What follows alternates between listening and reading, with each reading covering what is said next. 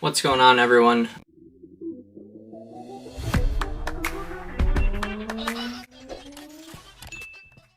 I'm doing a quick analysis video on a flip that we bought through a wholesaler.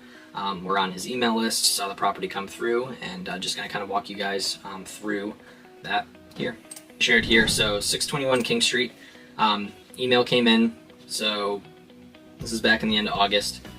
Property, exterior, looked like it was in pretty good shape. Interior, looks like it needed a kitchen.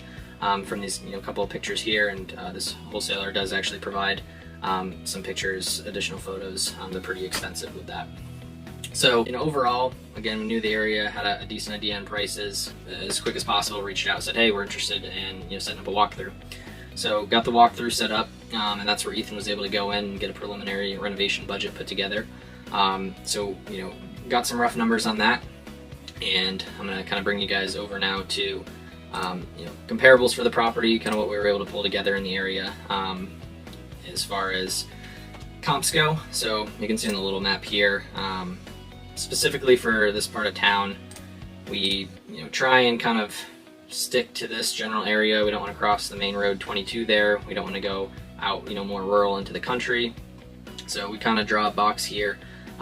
Obviously in some other areas, it might be a hard line right next to the property and everything to the left of it, but in general, we have a lot of comps to pull from this immediate area. So this house actually after Ethan walking it and going back to the marketing email here, it's actually a 4-bed 2-bath, and it's got a 2-car double deep garage, so it's really a 4-car garage, and obviously marketed as a 3-bed 2-bath. It's really a 4-2.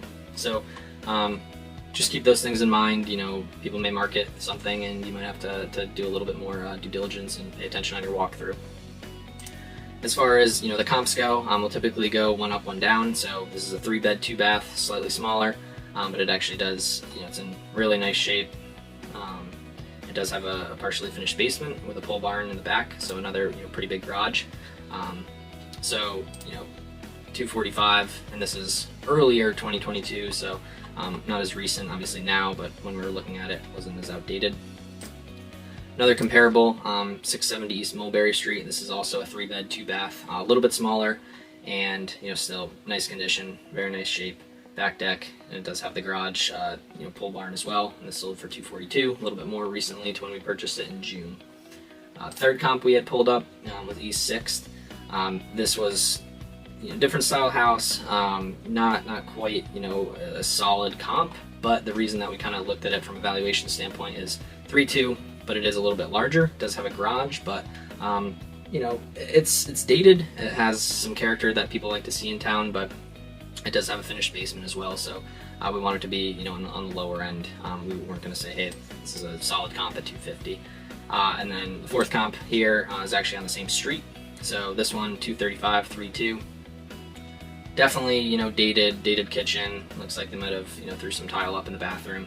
Not a finished basement, and it does have kind of this little bit funky 3-car garage in the back. So, pretty good comp. Again, 235 to 250 was the range that we were looking at there. We try and always stick on the lower end of things. So I'll pull up the calculator that we like to use. Literally just plug in purchase price. It was marketed around 148, I believe. We ended up getting it under contract at 142. We had a $25,000 rehab budget put together there, so that brought us to a total, if you add those two together, of $167,000. So this is the purchase price and rehab amount. And again, on the lower end, we plugged in 235 to our calculator for a sales price. So not a whole lot to edit here on this calculator. Purchase closing costs. So this is pretty much an average between all the HUDs that we have at this point of our initial closing costs, not including the prorations of taxes and insurance. As far as hard money lender costs go, this is a hard money lender that we use. We've done quite a few transactions with them, Wildcat, and so this is pretty much an average of the HUD breakdowns. Most of these fees stay consistent, and the two options that they offer are a 12% interest only product with 2 points, or 16% interest only with no points. So as you can see here, the value of the total of what that actually costs you is dead nuts even at 4 months for a hold period.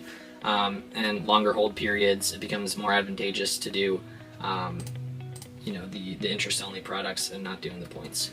So as you can see here, 6 months there, turns into almost a $2,000 delta there. For very fast things, let's say a 2-month hold, a turn and burn, you just throw it on the market. The interest-only with the 2 points, same idea for the total there. The interest-only is 16%. Interest-only is cheaper for those. So you can see the total here. I might have set it backwards initially, but you can kind of see and play around how that stacks up. So this property specifically, really fast rehab. So we knew we were going to be getting it on the market, within 30 days of basically starting the renovations to completion. We added these here: taxes, insurance, utilities. Taxes on this place, I believe. I can pull them up just to verify. Are $1,727, so 2,000 fine. And basically, how I kind of edited this was, the months obviously affect your interest-only payment per month in the whole period and holding costs and things like that. So commissions and closing costs, we see a spectrum of 6% up to 7.5%. We just run the calculator at 8. That way, hopefully we don't miss anything, and it ends up being a little bit more profitable than we even underwrote for. Private lender costs, if we're bringing in a private lender to gap fund, the hard money lender, usually we're doing deferred. So, in a 4-month situation, we'd need $25,000, let's say, to gap fund, get into the deal, get the rehab started until we can, initiate the initial draw. We might, be doing $500 a month in deferred interest on that. So it's a pretty high return for, our investors in the $25,000 mark, but we don't have to worry about, monthly payments and things like that. And, typically those are second position unsecured notes, obviously tied to the specific project, but not recorded. So looking over here, this is something that's definitely worth hitting on, just based off, mistakes we made early on with the underwriting and not appropriately underwriting for holding costs. So again, same number here, just divided out. 142 purchase price, 25,000 in rehab costs. Again, based on Ethan's walkthrough, that's something, if you can have a contractor do that, that's going to be doing the work even better. It was just kind of a time crunch thing, and so Ethan, went out for the walkthrough. Upfront closing costs based on, HUDs from all of our previous projects. Wildcat hard money lending costs, again, 4 months. It doesn't matter which one I use here. 16% IO, no points. 12, 2 points. The holding costs are the same there. So that's just under 11,000, which is represented there. Holding costs here: taxes, insurance, utilities, prorated for the whole period, $1,800. Private lender costs, again, 4 to 5 months, $500 in interest.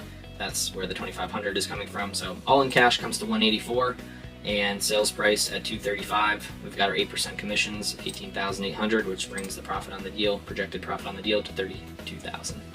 So that's kind of like a rough, quick underwrite, how we even see, if a deal is worth digging into more before we get the contractor out there to really solidify our rehab budget. And we'll also typically have our agent comp out, and make sure we didn't miss anything from our quick, Zillow search. But hopefully that's somewhat insightful, and happy to dig into any portion of that more.